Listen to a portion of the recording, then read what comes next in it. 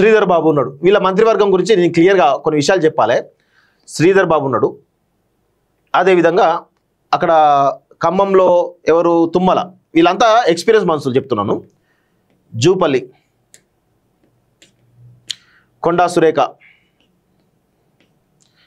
ఉత్తమ్ కుమార్ రెడ్డి, అదేవిధంగా ఇంకొకరు ఎవరు కోమటిరెడ్డి. సో దీనిలో ఓవరాల్గా చెప్పాలంటే ఒక శ్రీధర్ బాబు, ఉత్తమ్ కుమార్ రెడ్డి, అంతో కొంత తుమ్మల, వీళ్ళు ఎఫిషియెంట్గా మంత్రిగా పనిచేస్తూ ఉన్నారు. ఇక మంత్రిగా అనుభవం లేనటువంటి వాళ్ళు చూడండి ఒకసారి. రేవంత్ రెడ్డి, పొంగులేటి, పొన్నం, ఎవరు ఇక డిప్యూటీ సీఎం అనే ఎవరు బట్టి, ఇక్కడ వాకిటి, ఆ తర్వాత అడ్లూరి, వివేకు, సీతక్క. సో ఇది పరిస్థితి. ఓకే, వీళ్ళందరేమో అసలు అడ్మినిస్ట్రేటివ్ ఎక్స్పీరియన్స్ ఉండదు వీళ్ళకి. వీళ్ళు నిర్ణయాధికార పొజిషన్లో ఉంటారు. సో ఓవరాల్ కాంగ్రెస్ పార్టీ ప్రభుత్వంలో ఎంతమందికి ఎక్స్పీరియన్స్ ఉందండి? 1, 2, 3. మిగతా వాళ్ళు అంత పెద్ద ఎఫిషియెంట్ కాదు, చాలా స్పష్టంగా చెప్తున్నాను. ఇక వీళ్ళకి అసలే ఎక్స్పీరియన్స్ లేదు. వీళ్ళందరి శాఖలు ఏంది? రేవంత్ రెడ్డి చాలా శాఖలు రేవంత్ దగ్గర ఉంటాయి. పొంగులేటి దగ్గర రెవెన్యూతో పాటు చాలా శాఖలు ఉంటాయి. ఇక పొన్నం దగ్గర అవన్నీ ఉంటాయి. బట్టి దగ్గర డిప్యూటీ సీఎం.